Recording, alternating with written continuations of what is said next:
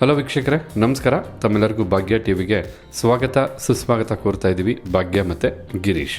ಸ್ನೇಹಿತರೆ, ಇವತ್ತಿನ ವಿಡಿಯೋದಲ್ಲಿ ಬಹಳ ಆರೋಗ್ಯಭರಿತವಾದ ಅಷ್ಟೇ ರುಚಿಕರವಾದ ಅನೇಕ ಪದಾರ್ಥಗಳನ್ನ ಉಪಯೋಗಿಸಿ ಬಹಳ ಈಸಿಯಾಗಿ ಮಾಡ್ಬೋದಾದಂಥ ಒಂದು ತರಕಾರಿಗಳ ಸಾಗುನ ಯಾವ ರೀತಿ ಮಾಡೋದು ಅಂತ ತಿಳಿಸ್ಕೊಡ್ತಾ ಇದ್ದೀವಿ. ಈ ರೀತಿಯಾದಂಥ ಸಾಗು ದೋಸೆಗಾಗ್ಬೋದು, ಇಡ್ಲಿಗಾಗ್ಬೋದು, ಪೂರಿಗಾಗ್ಬೋದು, ಅಷ್ಟೇ ಯಾಕೆ ರವಾ ಇಡ್ಲಿಗೆ, ಗೀ ರೈಸ್ಗೆ, ಪ್ರತಿಯೊಂದಕ್ಕೂ ಬಹಳ ಚೆನ್ನಾಗಿ ಹೊಂದ್ಕೊಳ್ಳುತ್ತೆ.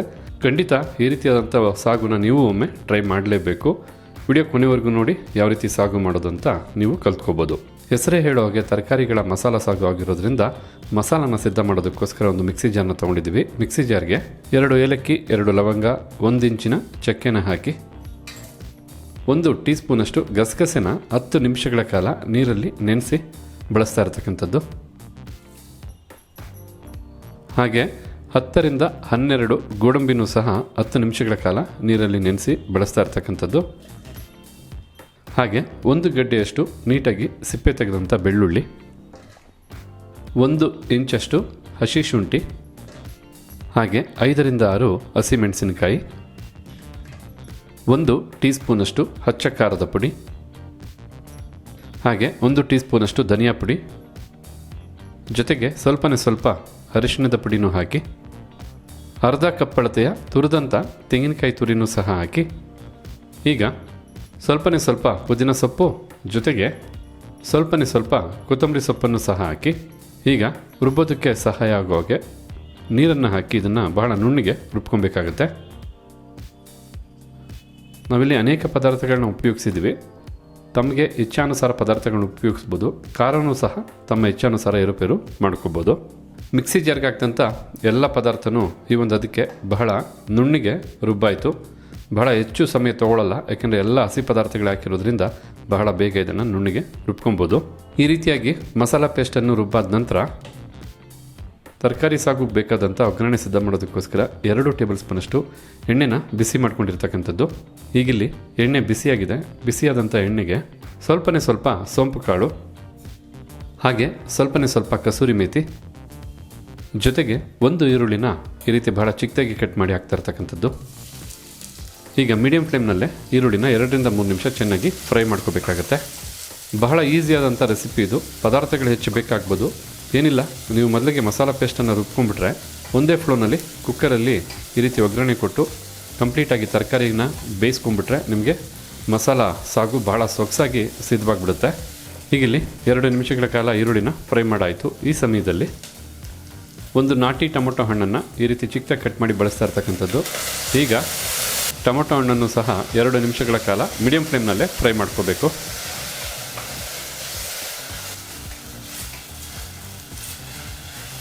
ಈ ರೀತಿ ಟೊಮೊಟೊ ಹಣ್ಣನ್ನು ಸಹ 2 ನಿಮಿಷ ಚೆನ್ನಾಗಿ ಫ್ರೈ ಮಾಡಿದ ನಂತರ ಮೊದಲೇ ಮಿಕ್ಸಿ ಜಾರಲ್ಲಿ ರುಬ್ಬಿದಂಥ ಮಸಾಲ ಪೇಸ್ಟನ್ನು ಹಾಕ್ಕೋಬೇಕಾಗತ್ತೆ.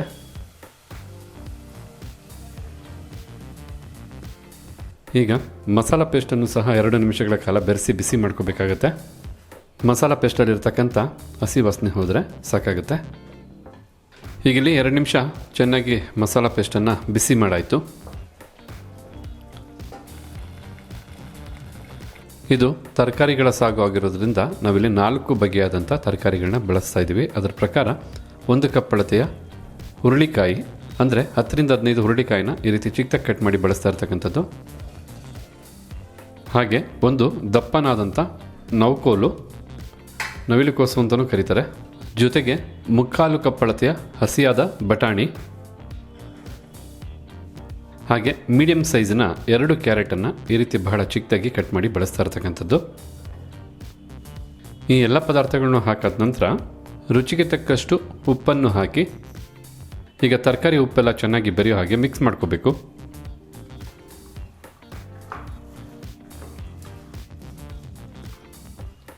ಈ ರೀತಿ ಮಸಾಲ ಒಗ್ಗರಣೆ ಹಾಗೆ ತರಕಾರಿ ಉಪ್ಪು ಎಲ್ಲ ಚೆನ್ನಾಗಿ ಬೆರೆಯೋ ಹಾಗೆ ಮಿಕ್ಸ್ ಮಾಡಿದ ನಂತರ ಯಾವ ಅಳತೆಗೆ ಬೇಕೋ ಅಳತೆಗೆ ನೀರನ್ನು ಹಾಕಬೇಕಾಗತ್ತೆ. ನಾವಿಲ್ಲಿ ಸರಿಸುಮಾರು 1 ಕಪ್ ಅಳತೆಯ ನೀರನ್ನು ಮಸಾಲ ರುಬ್ಬಿದಂಥ ಮಿಕ್ಸಿ ಜಾರ್ಗೆ ಹಾಕ್ತಾ ಇರ್ತಕ್ಕಂಥದ್ದು. ನೀರನ್ನು ತಮ್ಮ ಇಚ್ಛಾನುಸಾರ ಏರುಪೇರು ಮಾಡ್ಕೋಬೋದು. ನಾವೊಂದು ತರಕಾರಿಗಳ ಸಾಗುನ ಬೇಕಿದ್ರೆ ಗಟ್ಟಿಯಾಗೂ ಮಾಡ್ಕೋಬೋದು ಅಥವಾ ತೆಳ್ಳಗೂ ಮಾಡ್ಕೋಬೋದು. ನೀರನ್ನು ಹಾಕಿರೋದ್ರಿಂದ ಒಮ್ಮೆ ಮಿಕ್ಸ್ ಮಾಡ್ಕೊಳ್ಳೋಣ. ಬಹಳ ಅಂದರೆ ಬಹಳ ಸೊಗಸಾಗಿರುತ್ತೆ. ಅದರಲ್ಲಂತೂ ಪೂರಿ ಜೊತೆಗೆ ಈ ಒಂದು ಸಾಗುನ ಬಿಸಿ ಬಿಸಿಯಾಗಿ ತಿಂದ್ಬಿಟ್ರಂತೂ ಅದರಲ್ಲಾಗ್ತಕ್ಕಂಥ ಆನಂದನೇ ಬೇರೆ. ಬಹಳ ಆಸ್ವಾದಿಸಿ ಈ ಒಂದು ಸಾಗುನ ತಿನ್ಬೋದು, ಅಷ್ಟು ಸೊಗಸಾದ ರುಚಿನ ಒಳಗೊಂಡಿರುತ್ತೆ ವೀಕ್ಷಕರೇ. ತರಕಾರಿಗಳ ಸಾಗುಗೆ ಬೇಕಾದಂಥ ಎಲ್ಲ ಪದಾರ್ಥನೂ ಕುಕ್ಕರ್ಗೆ ಹಾಕಾಯಿತು. ಈಗ ಕುಕ್ಕರ್ ಲಿಡ್ಡನ್ನು ಮುಚ್ಚಿ 2 ವಿಸಲ್ ಕೂಗಿಸ್ಕೊಂಡ್ರೆ ಸಾಕು. ಬಿಸಿ ಬಿಸಿಯಾಗಿ ಸಾಗು ಸಿದ್ಧವಾಗುತ್ತೆ. ಕುಕ್ಕರ್ 2 ವಿಸಲು ಬರಲಿ, ನೋಡೋಣ ಯಾವ ರೀತಿಯಾಗಿ ಸಾಗು ಬಿಸಿ ಬಿಸಿಯಾಗಿ ಸಿದ್ಧವಾಗಿರುತ್ತೆ ಅಂತ.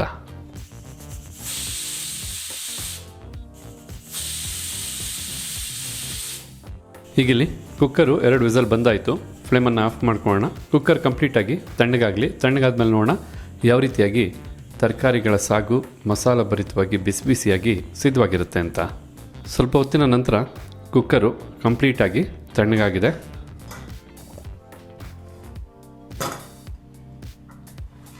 ಹಾಗೆ ತಾವಿಲ್ಲಿ ನೋಡ್ತಾ ಇರ್ಬೋದು, ಬಿಸಿ ಬಿಸಿಯಾಗಿ ಸಾಗು ಸಹ ಸಿದ್ಧವಾಗಿದೆ. ಮಸಾಲ ಎಲ್ಲ ಮೇಲೆ ತೇಲ್ ಬಂದಿರೋದ್ರಿಂದ ಒಮ್ಮೆ ಚೆನ್ನಾಗಿ ಮಿಕ್ಸ್ ಮಾಡ್ಕೋಬೇಕಾಗತ್ತೆ.